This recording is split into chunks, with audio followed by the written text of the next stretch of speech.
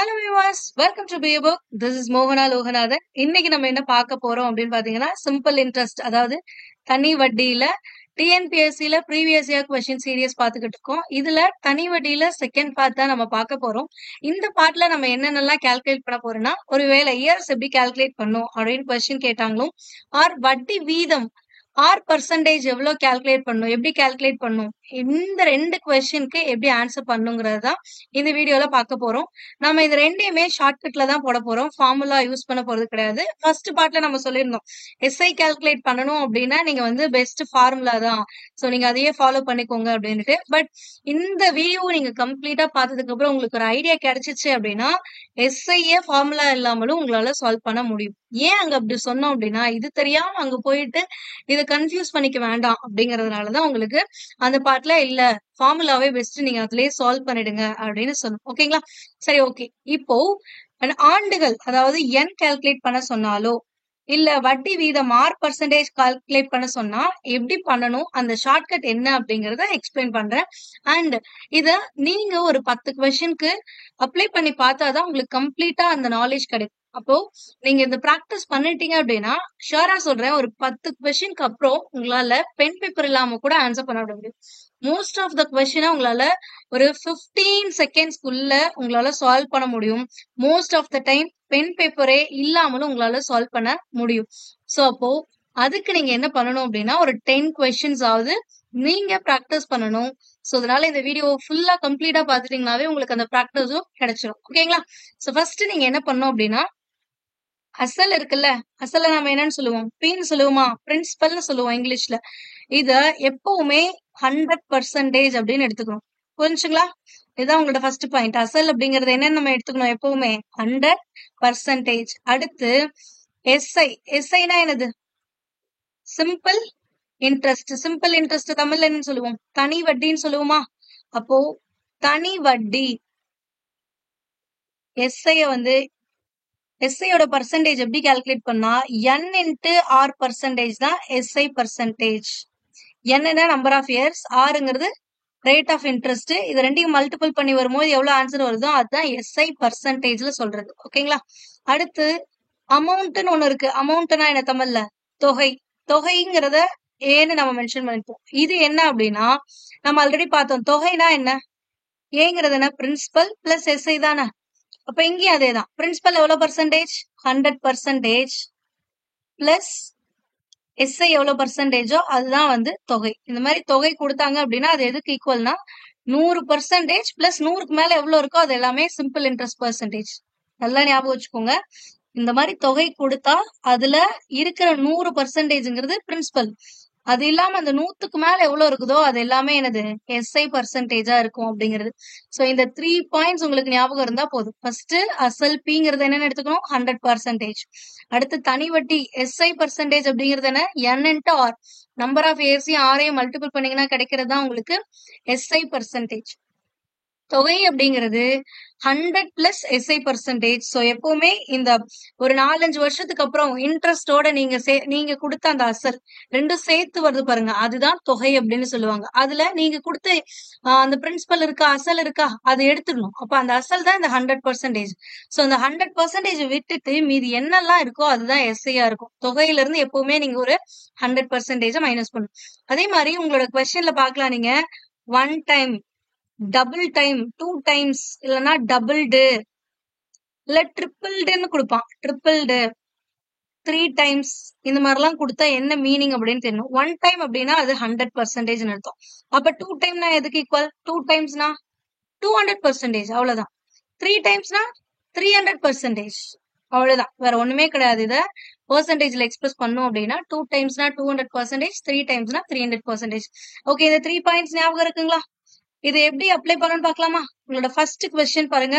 Vijay invested rupees 10,000 at rate of 5% simple interest per annum. He received rupees 11,000 after some years. Find the number of years னு கேக்குறாங்க. அப்போ அசல் எவ்வளவு கொடுத்திருக்காங்க அப்படின்னா பி எவ்வளோ 10,000 கொடுத்திருக்காங்க. அண்ட் அவங்க ரேட் ஆஃப் இன்ட்ரெஸ்ட் ஆறுங்கிறது என்னது, 5%. அடுத்தது he received 11,000னா அப்போ ஒரு எத்தனை வருஷத்துக்கு அப்புறம் தெரியல. பிரின்சிபல் கொடுக்குறான், எவ்வளவு பர்சன்டேஜ், 5%, எத்தனை வருஷத்துக்குன்னு தெரியல. கொஞ்ச நாளுக்கு அப்புறம் இது இந்த பிரின்சிபல் பிளஸ் இந்த எஸ்ஐ எல்லாம் சேர்த்து எனக்கு எவ்வளவு தொகை வருதுன்னா 11,000 வருது. அப்போ இந்த 11,000ல இந்த 10,000ங்கிறது என்னவா இருக்கும்? பிரின்சிபலா இருக்குமா? இதுல அமௌண்ட்னா என்னது? பிரின்சிபல் பிளஸ் எஸ்ஐ இருக்குன்னு சொன்னோம்ல. அப்போ 10,000 ரூபாயில இருந்து எவ்வளவு எக்ஸ்ட்ரா இருக்கு? 1,000 ரூபாய் எக்ஸ்ட்ரா இருக்கா? அப்ப 10,000 ரூபாய் கொடுத்தா 11,000 ரூபாய் வருதுன்னா அந்த 1,000 ரூபாய் தானே வட்டி. சோ அப்ப எஸ்ஐ அப்படிங்கறது இதுல நீங்க பார்த்தவொன்னு சொல்லிருந்தா எஸ்ஐங்கிறது எவ்வளவு? 1,000 rupees தான் வட்டி அப்படின்னு. சோ இப்ப நம்ம ஆல்ரெடி சொன்னோம். பிங்கிறது என்ன? பிரின்சிபல். பிரின்சிபல்ங்கிறது எவ்வளவு பர்சன்டேஜ்க்கு ஈக்குவல்? 100%க்கு ஈக்குவல். அப்ப பிரின்சிபல் எவ்வளவுன்னு எனக்கு தெரியும்? 10,000 தெரியுமா? அதை அப்படியே நேரா எழுதிக்கோங்க. பி பர்சன்டேஜ்ல 100%, ருபீஸ்ல அது எதுக்கு ஈக்குவல் அப்படின்னா 10,000 ரூபாய்க்கு ஈக்குவல். அடுத்து எஸ்ஐ. எஸ்ஐ பர்சன்டேஜ் அப்படின்னா என்னது? n into R percentage. n எனக்கு தெரியாது, இன்ட்டு ஆர் 5, அப்ப 5%. அப்ப எஸ்ஐ அமௌண்ட்ல எவ்வளோ? 1,000 ரூபான்னு கண்டுபிடிச்சுமா? அதையும் இங்க எழுதிக்கோங்க. அவ்வளவுதான். இதை பார்த்தோன்னா உங்களால இப்ப ஆன்சர் சொல்லிருக்க முடியும். என்ன அப்படின்னா 100%ங்கிறது 10,000னா 1,000 ரூபாங்கிறது எவ்வளவு பர்சன்டேஜா இருக்கும்? இதுல ஒரு ஜீரோ, இதுல ஒரு ஜீரோ, டைரக்டா கேன்சல் பண்ணுங்க. இந்த மாதிரி இருந்தா இப்படி பண்ணலாம், ஸ்ட்ரைட்டா கேன்சல் பண்ணிக்கலாம். கிராஸா மட்டும் பண்ணிடக்கூடாது. இந்த மாதிரி கிராஸா, இப்படி கிராஸா மட்டும் பண்ணிடவே கூடாது. 100 1000 கேன்சல் பண்ணிடக்கூடாது, இதையும் கிராஸா பண்ணிடக்கூடாது. பட் ஸ்ட்ரெயிட்டா வெர்டிகலாவும் பண்ணலாம், ஹரிசாண்டலாவும் பண்ணிக்கலாம். அப்ப இந்த ஜீரோ கேன்சல்னா 10%ங்கிறது எதுக்கு ஈக்குவல் எனக்கு தெரிஞ்சிச்சு? 1,000 rupees. அப்ப 1,000 rupeesங்கிறது 10%க்கு ஈக்குவல்னா n இன்ட்டு 5%ங்கிறது எனக்கு 10%ன்னு இப்ப தெரிஞ்சிச்சு. அப்ப என்னோட 5% மல்டிபிள் பண்ணா 10% வரணும். அப்ப 5%ஓட எதை மல்டிபிள் பண்ணா 10% வரும்? 2 தானே. அப்போ நம்பர் ஆஃப் இயர்ஸ் என்னன்னு எனக்கு தெரிஞ்சிச்சு அப்படின்னா 2 years. அவ்வளவுதான், சிம்பிள். இந்த கொஸ்டின் உங்களுக்கு எக்ஸ்பிளைன் பண்றதுக்காக தான் இவ்வளோ ஸ்டெப் போட்டோம். பட் நீங்க என்ன பண்ணலாம்? பார்த்த உடனே p ஈக்குவல் டு 100%ன்னு போட்டு which is equal to rupeesல எவ்வளவுனா 10,000. அடுத்து 10,000 ரூபாய் கட்டி 11,000 ரூபாய் வாங்கியிருக்கேன் அப்படின்னா வட்டி எவ்வளவு வந்திருக்குன்னா 1,000 ரூபாய் வந்திருக்கு. அப்ப 1,000 rupees அப்படிங்கிறது என்னோட சிம்பிள் இன்ட்ரெஸ்ட். சிம்பிள் இன்ட்ரெஸ்ட்னா நான் என்ன பண்ணணும்? என்னையும் ஆரையும் மல்டிபிள் பண்ணி எடுத்துக்கணும். அப்ப n எனக்கு தெரியாது, பட் ஆர் தெரியும். அப்ப 100%ங்கிறது 10,000 ரூபாய்னா அதுல ஒரு சைபர் கம்மியா இருக்குன்னா இதுல ஒரு சைபர் கம்மி, அவ்வளவுதான். அப்ப 10%ங்கிறது 1,000 ரூபாய்ன்னு எனக்கு தெரியும். அப்ப 1,000 ரூபாய் தான் எனக்கு சிம்பிள் இன்ட்ரெஸ்டா வந்திருக்கு அப்படின்னா அது 10% ஈக்குவல். அப்ப என்னோட 5% மல்டிபிள் பண்ணா 10% கிடைக்குதுன்னா n கண்டிப்பா என்னவா இருக்கணும்? 2ஆ இருந்ததுனால 2 5 10, 10%ன்னு கிடைச்சிருக்கும். ஓகேங்களா? அடுத்து நெக்ஸ்ட் கொஸ்டின். இதெல்லாம் இனி நம்ம நார்மலா போட்டுடலாம். A sum of money increased 5 times its principal at 8% per annum over certain years. Number of years எனக்கு என்னன்னு தெரியாது, find the number of years. இதுல பிரின்சிபலும் தெரியாது, ஒரு குறிப்பிட்ட தொகை அப்படின்னு தான் கொடுத்திருக்கான். எவ்வளவு அப்படின்னு சொல்லல. ஒரு குறிப்பிட்ட தொகையானது சில வருடங்களில் 5 மடங்கு ஆகிறது அப்படிங்கிறான். அப்ப அதோட வட்டி விகிதம் என்னவா இருக்கும்? வட்டி விகிதமும் கொடுத்துட்டான். 8%னா எத்தனை வருஷத்துல இந்த 5 மடங்கு ஆகும்? உங்களுக்கு தெரிஞ்சது எல்லாமே ஒன்னே ஒண்ணுதான். ரேட் ஆஃப் இன்ட்ரெஸ்ட்ங்கிறது 8%, பிரின்சிபல் கொடுக்கல, அண்ட் நம்பர் ஆஃப் இயர்ஸ் கொடுக்கல. அப்போ எஸ்ஐ கண்டிப்பா இதுல டைரக்டா உங்களால சொல்ல முடியாது. அப்போ எதுவுமே கொடுக்காம ரேட் ஆஃப் இன்ட்ரெஸ்ட் மட்டும் எப்படி வச்சு போட முடியும் அப்படின்னா ஃபார்முலா மெத்தடுக்கு போனீங்கன்னா கஷ்டம். ஆனா இதுவே இந்த ஷார்ட்கட்ல நீங்க கொஞ்சம் யோசிச்சு போட்டீங்கன்னா 2 செகண்ட்ல உங்களால ஆன்சர் பண்ண முடியும் இந்த கொஸ்டினுக்கு மட்டும். இப்போ நான் இதுக்கு பின்னாடி இருக்க கான்செப்ட் சொல்லலாமா? பிரின்சிபல் ஒண்ணு இருக்கா? பிரின்சிபல் 8% இன்ட்ரெஸ்டுக்கு எத்தனை வருஷம் தெரியல, பட் இந்த 8%க்கு நம்பர் ஆஃப் இயர்ஸ் எத்தனையோ அதுக்கேத்த இன்ட்ரெஸ்ட் கிடைக்குமா? Simple interest. இந்த கடைசியா எனக்கு எத்தனை மடங்கு கிடைக்குதுன்ட்டாங்க? 5 மடங்கா கிடைக்குது அப்படின்ட்டாங்க. அப்ப பிரின்சிபல் பீனா 5 மடங்கானா 5p கிடைக்குமா? சோ அப்ப ஒரு குறிப்பிட்ட வருஷத்துக்கு அப்புறமா 8%ல எனக்கு 5 மடங்கா மாறுது அப்படின்னா இதுதான் என்னோட அமௌண்ட். அப்ப அமௌண்ட்ல எப்பவுமே அமௌண்ட்னா என்னது? பிரின்சிபல் பிளஸ் எஸ்ஐ இருக்கும் அப்படின்னு சொன்னோமா, பிரின்சிபலும் இருக்கும் எஸ்ஐ இருக்கும்னு சொன்னோமா. இந்த மாதிரியான கொஸ்டின் 5 மடங்கு ஆகுது 6 மடங்கு ஆகுது அப்படின்னு கொடுத்தாங்கன்னா அதுல பிரின்சிபலும் உள்ள இருக்குன்னு அர்த்தம். அப்ப இதுல இருந்து எஸ்ஐ எப்படி கால்குலேட் பண்றதுன்னா சிம்பிள். 5 மடங்குன்னு சொன்னா அதுல இருந்து -1, 3 மடங்குன்னு சொன்னாலும் அதுல இருந்து -1 போட்டு எழுதிக்கோங்க. அவ்வளவுதான். எத்தனை மடங்கு சொல்றாங்களோ அதுல இருந்து 1 மடங்கு மைனஸ் பண்ணிட்டு எழுதுனீங்கன்னா அதுதான் எஸ்ஐ. அப்ப 4 மடங்கா? 5 மடங்குன்னா 5ல 1 போச்சுன்னா ஒரு பி போயிடுச்சுன்னா எஸ்ஐ எத்தனை பி இருக்கும்? 4p இருக்குமா? அப்ப 4p. 4pங்கிறது எதுக்கு ஈக்குவல்? 4 மடங்கு அப்படிங்கிறது எதுக்கு ஈக்குவல்? 400%க்கு ஈக்குவல். நம்ம ஆல்ரெடி சொன்னோம். இது ஞாபகம் இருக்குங்களா? 2 மடங்குனா 200%, 3 மடங்குனா 300%னா அப்ப 4 மடங்குன்னு எனக்கு தெரிஞ்சிச்சு SI. அப்ப 400%. SIக்கான ஃபார்முலா என்ன? N into R percentageன்னு போடுவோமா? அப்ப N into R percentageங்கிறது எனக்கு 400%ன்னு தெரியும். இதுல Rங்கிறது தெரியுமா இல்லையா? தெரியுமில்ல. அப்ப N into 8%ங்கிறது 400%னா N என்னவா இருக்கும்? ஜஸ்ட் 400 8ஆல வகுத்தீங்கன்னா முடிஞ்சு. சோ அப்ப கேன்சல் பண்ணுங்க. 1 டைம்ஸ் 8 8 40. இங்க ஒரு 0 இருக்கு, அப்படியே போட்டுக்கோங்க. அப்ப எத்தனை வருஷம் ஆகும் அப்படின்னா 50 வருஷம் ஆகும். இந்த கொஸ்டினை பொறுத்த வரைக்கும் நீங்க எப்படி சால்வ் பண்ணிருக்கோம்னா, இவங்க கொடுத்துட்டாங்க ஒரு தொகையானது சில வருடங்களில் 5 மடங்கு ஆகிறது. அப்ப தொகை தான் வந்து என்னன்னா 5 மடங்கு. அப்ப தொகை 5 மடங்குனா அதுல ஒண்ணு கழிச்சிட்டீங்கன்னா அதுதான் தனி வட்டி. அப்ப தனி வட்டி சிம்பிள் இன்ட்ரெஸ்ட் 4p அப்படின்னு தெரியும். 4p அப்படின்னா 4 டைம்ஸ்னா 400%. என்னையும் ஆரையும் மல்டிபிள் பண்ணா இந்த பர்சன்டேஜ் கிடைக்கும். அப்ப n தெரியாது, பட் r 8%னா 8% எதை மல்டிபிள் பண்ணா கிடைக்கும்னா 50. ஜஸ்ட் அப்படியே போட்டா முடிஞ்சு. ஓகேங்களா? இதுக்கப்புறம்லாம் நீங்க இந்த ஒரு ஸ்டெப் தான் நீங்க யோசிச்சு போகணும். இது எல்லாமே உங்களுக்கு புரியறதுக்காக எப்பவுமே. அடுத்து இந்த கொஸ்டின்ல இப்ப சொல்லுங்க பார்க்கலாம். At what rate SI rupees 4,000 will amount to 5,000 in 4 years அப்படின்ட்டாங்க. இங்க என்ன கேட்டிருக்காங்க அப்படின்னா R% கேட்டிருக்காங்க. எவ்வளவு அசல்? 4,000 ரூபாய். அப்ப P அப்படிங்கிறது 4,000 அப்படின்னு கொடுத்துட்டாங்க. அதே மாதிரி 4 வருஷம் நம்பர் ஆஃப் இயர்ஸ் எவ்வளவு அப்படின்னு பாத்தீங்கன்னா 4 வருஷம். எவ்வளவு தொகையா மாறுது? 5,000 ரூபாயா மாறுதா? அப்ப அமௌண்ட் எவ்வளவுன்னு பாத்தீங்கன்னா 5,000 ரூபாய். ஓகேங்களா? இப்ப தனி வட்டியோட விகிதம் என்னன்னு கேட்டிருக்காங்க. சிம்பிள், அங்க போட்டு அதேதான். இப்ப Pனா நம்ம என்ன எடுத்துக்கணும்? 100% எடுத்துக்கணுமா? 100%ங்கிறது எவ்வளவுன்னு எனக்கு தெரியும். 4,000 ரூபான்னு தெரியுமா? அடுத்து எனக்கு தேவை சிம்பிள் இன்ட்ரெஸ்ட் பர்சன்டேஜ்ல தான் N into R பர்சன்டேஜே இருக்கு. இப்ப அதையும் எழுதிக்கோங்க. SI அப்படிங்கிறது N into R பர்சன்டேஜ். இதுல 4,000 ரூபாய் நீங்க போட்டு 5,000 ரூபாய் எடுக்கிறீங்கன்னா எவ்வளவு இன்ட்ரெஸ்ட் கிடைச்சிருக்கு உங்களுக்கு? 1,000 ரூபாயா? அதுதானே இந்த தனி வட்டி. இப்ப தனி வட்டிங்கிறது 1,000 ரூபாய். புரிஞ்சுச்சுங்களா? சோ அப்ப இந்த 1,000 ரூபாங்கிறது எவ்வளவு பர்சன்டேஜ்னு தெரிஞ்சா போதும். 4,000 ரூபாங்கிறது 100%னா இந்த 1,000 ரூபாங்கிறது எவ்வளவு பர்சன்டேஜ்? அப்ப இதை 4ஆல வகுத்தீங்கன்னா இதையும் 4ஆல வகுத்துருங்க. இப்ப 1000 நீங்க 4ஆல வகுத்த வருதா? அப்ப 100 4ஆல வகுத்தா என்ன வரும்? 25. அப்ப 25%ங்கிறது தான் என்னது? 1,000 ரூபாய். 4,000 ரூபாங்கிறது 100%னா அதுல 1/4, அதாவது 25% தான் 1,000 ரூபாய். அப்ப 25% தான் 1,000 ரூபாய். அப்ப இந்த 1,000 ரூபாய் எதுக்கு தான் ஈக்குவல்? 25%க்கு ஈக்குவலா? இப்ப எனக்கு நம்பர் ஆஃப் இயர்ஸ் தெரியும். 4 into R percentage which is equal to என்ன? 25%. அப்ப R percentageங்கிறது 25% divided by 4. 4ஆல் டிவைட் பண்ணீங்கன்னா Rனா 24. மீதி என்ன இருக்கோ அதை நியூமரேட்டர்ல போட்டுக்கோங்க. இங்க எந்த நம்பரால வகுக்கிறீங்களோ அதை டினாமினேட்டர்ல போட்டுக்கோங்க. அப்படியே போட்டீங்கன்னா அவ்வளவுதான் ஆன்சர். இப்ப 6 1/4 அப்படிங்கறதா என்ன ஆன்சர்? இதுக்கான ஆன்சர். ஓகேங்களா? புரிஞ்சா? சோ அப்ப பிரின்சிபல்ங்கிறது எப்பவுமே 100% எடுத்துக்கோங்க. அது எவ்வளவு ருபீஸ்ல கொடுக்குறாங்க? Percentage wise it is 100%. Rupees wise it is 4,000 rupees. அப்ப தனி வட்டி அப்படிங்கிறது N into R percentage. இங்க தனி வட்டிங்கிறது டைரக்டா கொடுக்கல, பட் உங்களுக்கு தெரிஞ்சிருக்கணும்.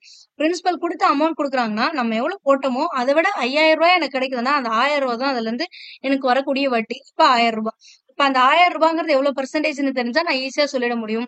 இப்ப 4,000ங்கிறது எனக்கு 100%ன்னு தெரியும். அப்ப 4,000ங்கிறது 100%னா 25%ங்கிறது என்ன அப்படின்னு கால்குலேட் பண்ணா முடிஞ்சு. உங்களோட next question, find the rate of interest per year of the following details.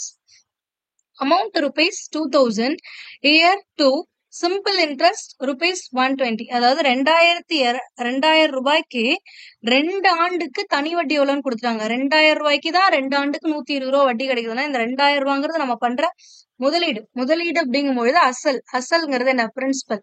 அப்ப பிரின்சிபல் 2,000 ரூபாய். எத்தனை வருஷத்துக்கு? 2 வருஷத்துக்கு. அப்ப எவ்வளவு வட்டி கிடைக்குது? அப்ப சிம்பிள் இன்ட்ரெஸ்ட் எவ்வளவு அப்படின்னு பாத்தீங்கன்னா 120 ரூபாய்னா ரேட் ஆஃப் இன்ட்ரெஸ்ட் எவ்வளவுன்னு கேக்குறாங்க. R percentage என்னன்னு கேக்குறாங்க. இப்ப இந்த கொஸ்டின் பிரின்சிபல் கொடுத்துட்டாங்க. பிரின்சிபல் நம்ம எவ்வளவு பர்சன்டேஜ் எடுத்துப்போம்? 100%. இது ருபீஸ்ல எவ்வளவு? 2,000 ரூபாய்.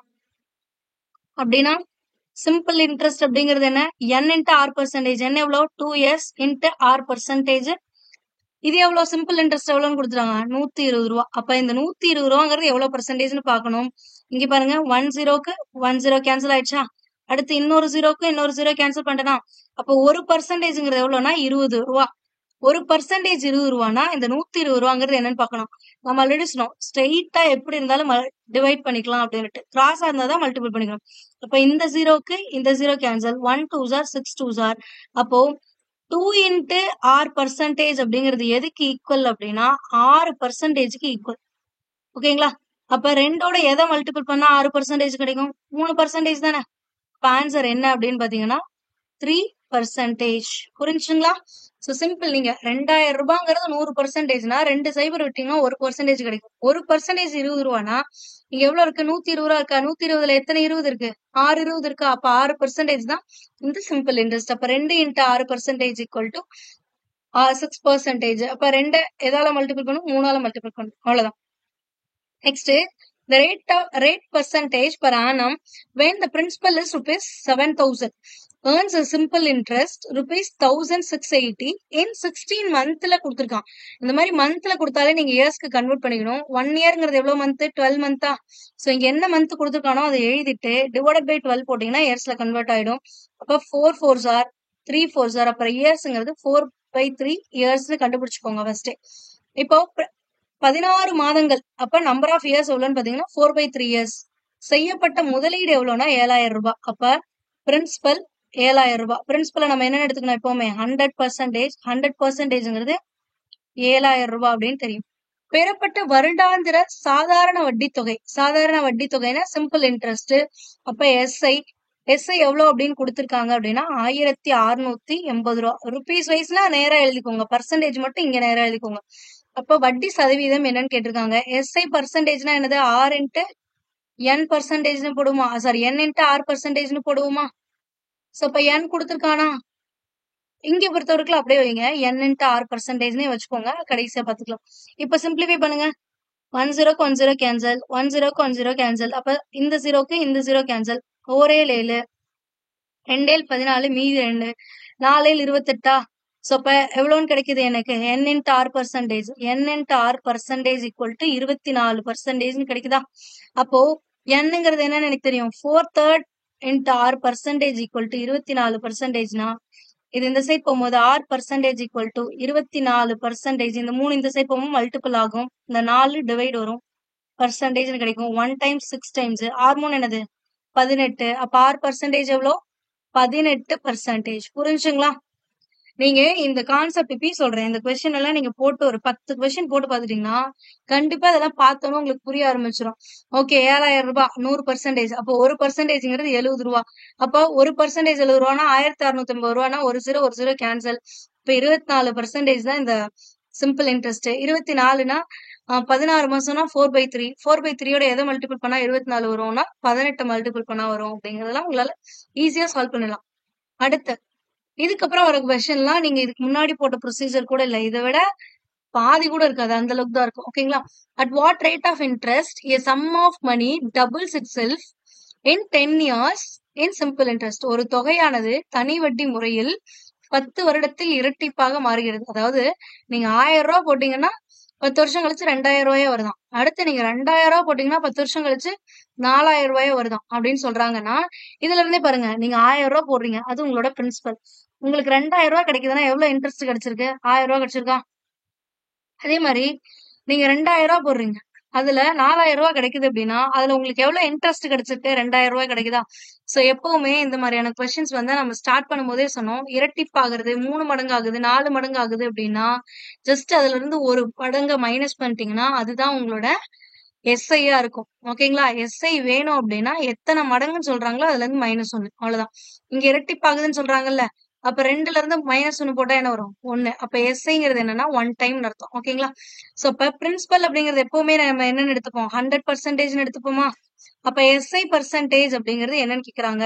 சோ எஸ்ஐங்கிறது எவ்வளவு டைம்னு எனக்கு தெரியும். 1 டைம். 1 டைம்னா எதுக்கு ஈக்குவல்? 100%க்கு ஈக்குவல். 2 டைம்ஸ்னா 200%. அப்ப எஸ்ஐங்கிறது 100% அப்படிங்கிறது எனக்கு தெரியும் இந்த இதுல இருந்து. எஸ்ஐ 100%னா எஸ்ஐனா n into r பர்சன்டேஜா?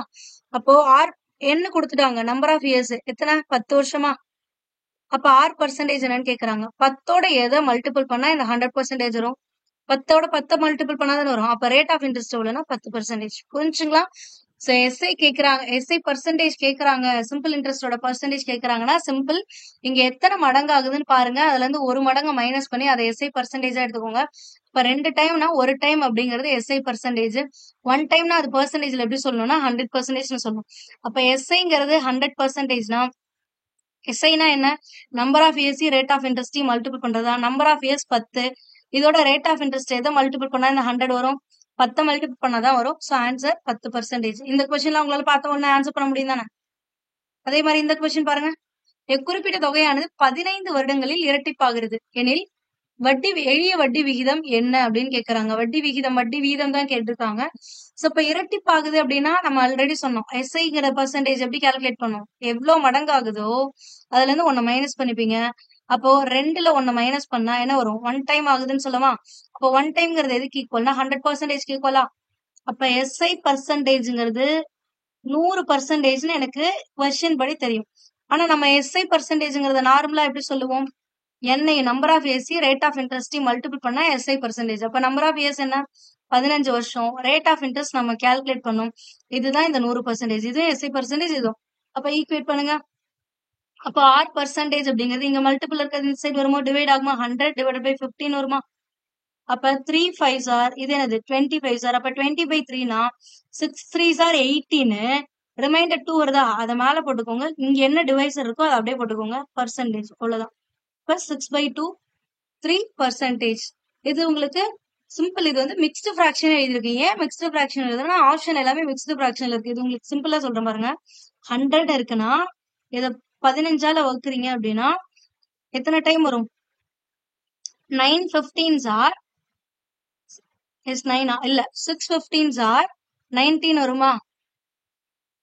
ஒரு 15 15னா 2 15 30. அப்ப 6 15 90ன்னு வருமா? இப்ப மீதி 10 வருமா? அப்போ இவ்வளவுதான். மிக்ஸ்டு ஃபிராக்ஷன்ல quotient remainder divided by divisor ஃபார்மேட்ல எழுதும். இங்க எவ்வளவு ஈவு கிடைச்சிருக்கு? 6. அப்ப கியூங்கிறது 6. ரிமைண்டர் எவ்வளவு கிடைச்சிருக்கு? 10. அப்ப 10. டிவைசர்ங்கிறது இங்க இருக்க எந்த நம்பரால வகுத்தீங்களோ அது. அப்ப 6 10/5னா இந்த மாதிரி ஃபிராக்ஷன்ல வரதையும் அடிக்க முடியும்னா பண்ணிக்கலாம். அப்ப 2 இது 3. இப்ப 6 2/3% அப்படிங்கறதுதான் இதுக்கான ஆன்சர். புரிஞ்சுங்களா? Next question. In how many years will a sum of money doubles itself at 8% SI per annum அப்படின்னு இருக்காங்க. அதாவது ஒரு தொகையானது 8%ல இங்கேயும் இரட்டிப்பாகுது அப்படின்னா எத்தனை ஆண்டுகள்னு கேட்டிருக்காங்க. இதுக்கு முன்னாடி பர்சன்டேஜ் எவ்வளவுன்னு கேட்டாங்க. ஆனா இங்க எத்தனை ஆண்டுகள்னு கேக்குறாங்க. இங்கேயும் அதேதான். சிம்பிள் இன்ட்ரெஸ்ட் பர்சன்டேஜ் வேணும்னா ஒரு தொகை எத்தனை மடங்கு ஆகுது? 2 மடங்கு ஆகுதா? 2 மடங்குனா அதுல 1 மைனஸ் பண்ணிட்டு போடுங்க. எவ்வளவு? 1 மடங்கா? அப்போ ஒரு டைம் அப்படின்னா அது எதுக்கு ஈக்குவல்? 100%க்கு ஈக்குவலா? அப்ப simple interest n into r percentage is equal to எனக்கு எவ்வளவுன்னு தெரிஞ்சிச்சு? 100%. அப்ப n தான் கேட்டிருக்காங்க எத்தனை வருடங்கள். ரேட் ஆஃப் இன்ட்ரெஸ்ட் எவ்வளோ? 8%. இது எதுக்கு ஈக்குவல் டு 100%.